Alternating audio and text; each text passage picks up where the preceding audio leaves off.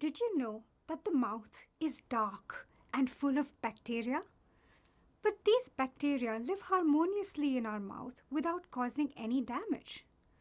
But when a biomedical device, such as a dental implant, is placed inside our mouth, there begins a race for the surface.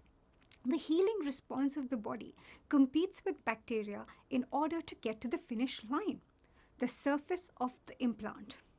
And who reaches the finish line first is really important because that is a critical determinant in the fate of the implant. If the bacteria get to the finish line first, there is a high chance of developing an infection that may cause the implant to loosen and fail.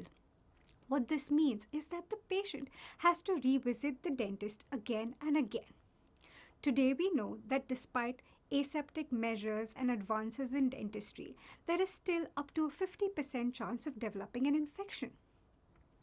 What if I told you though that there was a way to avoid all of this? What if I told you we could cheat in the race for the surface by altering the finish line?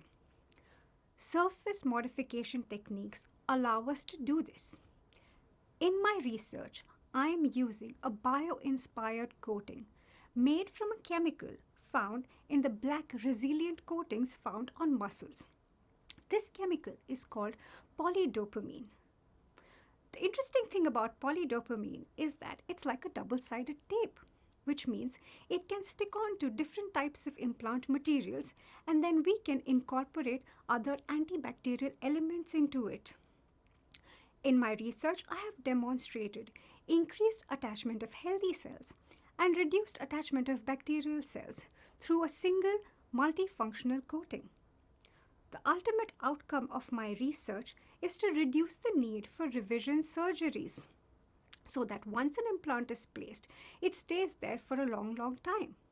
This means lesser visits to the dentist, lowered costs, and happier smiles.